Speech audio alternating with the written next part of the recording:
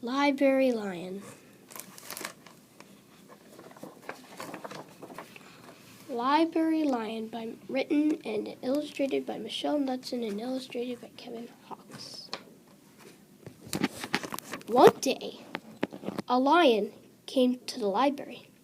He walked right past the circulation desk and up to the stacks.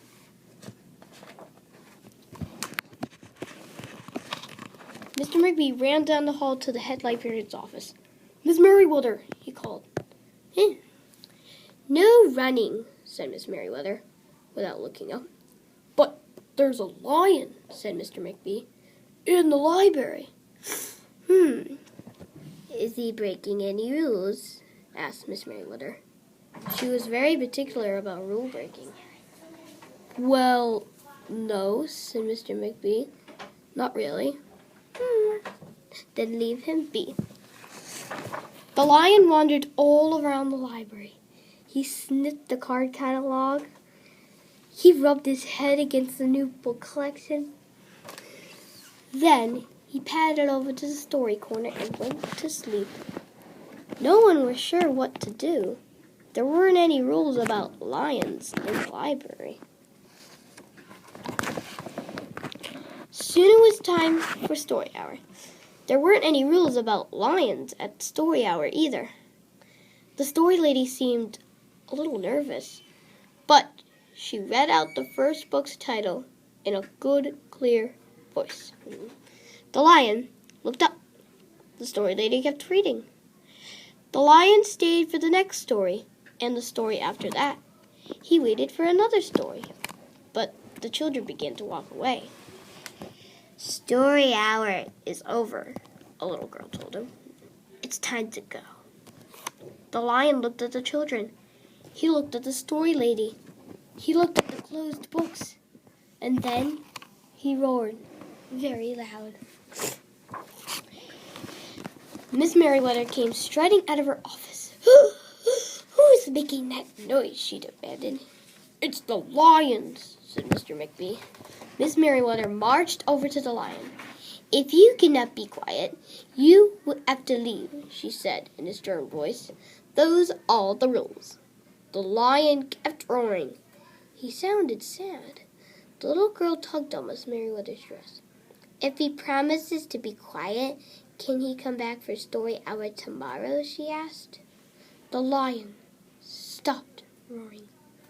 He looked at Miss Merriweather. Miss Merriweather looked back. Then she said, "Yes, a nice, quiet lion would certainly be allowed to come back for story hour tomorrow." "Hooray!" said the children. The next day, the lion came back. "You are early," said Miss Merriweather. "Story hour is not until 3 o'clock. The lion did not budge. "Very well," said Miss Merriweather. "You might as well make yourself useful." She sent him off to dust the encyclopedias until it was time for story hour. The next day, the lion came early again. This time, Miss Merriweather asked him to lick all the envelopes for the overdue notices. Soon the lion began doing things without being asked. He dusted the encyclopedias. He licked the envelopes. He let small children stand on his back to reach books on the highest shelves. Then he curled up in the story corner to wait for story hour to begin.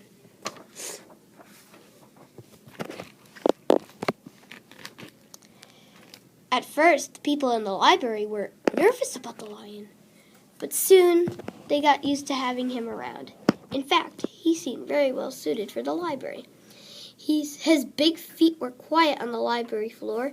He made a comfy backrest for the children at story hour, and he never roared in the library anymore. "What a helpful lion," people said. They patted his soft head as he walked by. "How did we ever get along without him?" Mr. McBee scowled when he heard that. They have always gotten along fine before. No lions were needed. Lions, he thought, could not understand rules. They do not belong in the library. One day, after he had dusted all the encyclopedias and licked all the envelopes and helped all the small children, the lion padded down the hall to Miss Merryweather's office to see what else there was to do. There was still some time left before story hour. Hello, Lion, said Miss Merryweather. I know something you could do. You could bring a book back to the stacks for me. Let me just get it down from the shelf. Miss Merryweather stepped up onto the step stool. The book was just out of reach. Miss Merryweather stood on her toes. She stretched out her fingers. Almost there, she said.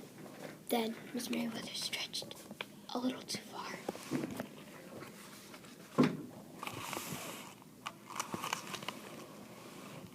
Ouch, said Miss Merryweather softly. She did not get up. Mr. McBee, she called after a minute. Mr. McBee. But Mr. McBee was at the circulation desk. He did not hear her calling. Lion, said Miss Merryweather, please go get Mr. McBee. The lion ran down the hall. No running, Miss Merryweather called after him.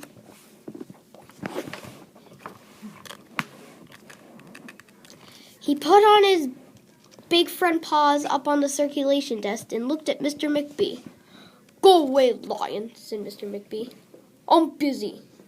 The lion whined. He pointed his nose down the hall towards Miss Merryweather's office. Mr. McBee ignored him. Finally, the lion did the only thing he could think of. He looked Mr. McBee right in the eye, then he opened his mouth very wide, then he roared the loudest roar he had ever roared in his life. Roar! Mr. McBee gasped. You're not being quiet, he said to the lion. You're breaking the rules. Mr. McBee walked down the hall as fast as he could. The lion did not follow him. He had broken the rules. He knew what that meant. He hung his head and walked towards the door. Mr. McBee did not notice.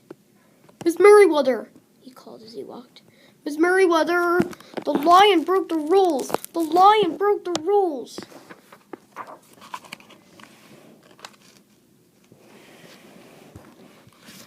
He burst into Miss Merryweather's office. She was on her chair. Miss Merryweather? He asked. Sometimes, said Miss Merryweather from the floor behind her desk, there is a good reason to break the rules, even in the library. Now please, go call the doctor. I think I've broken my arm. Mr. McBee ran to call the doctor. No running, Miss Merryweather called after him.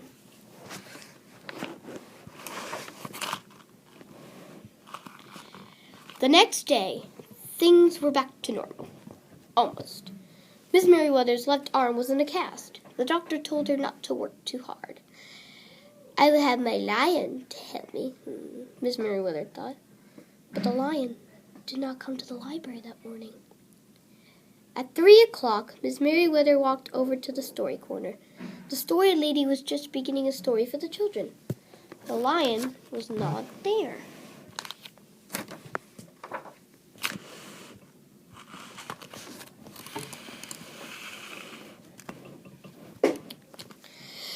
People in the library kept looking up from their books and computer screens, hoping they would see a familiar furry face. But the lion did not come to the next day, or the next day either, or the day after that.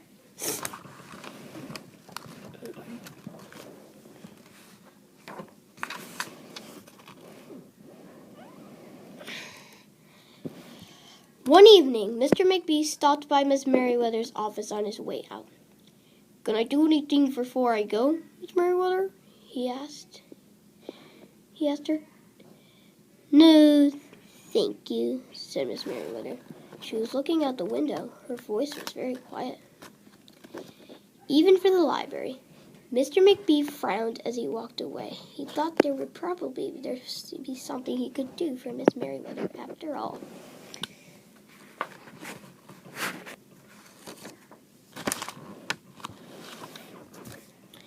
Mr. McBee left the library, but he did not go home. He walked around the neighborhood. He looked under cars. He looked behind bushes. He looked in backyards and trash cans and tree houses.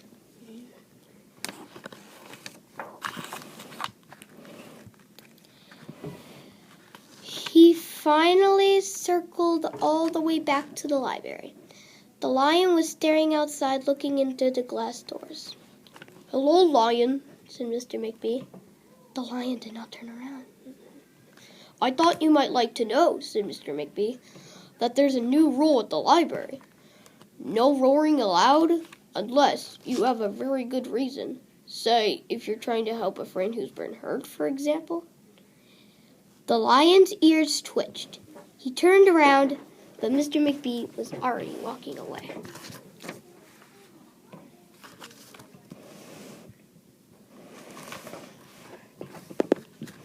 The next day, Mr. McBee walked down the hall to Miss Merriweather's office. "What is it, Mr. McBee?" asked Miss Merriweather in a new, sad, quiet voice. "I thought you might like to know," said Mr. McBee, "that there's a lion in the library." Miss Merriweather jumped up from her chair and ran down the hall. Mr. McBee smiled. "No running," he called after her. Miss Merriweather didn't listen.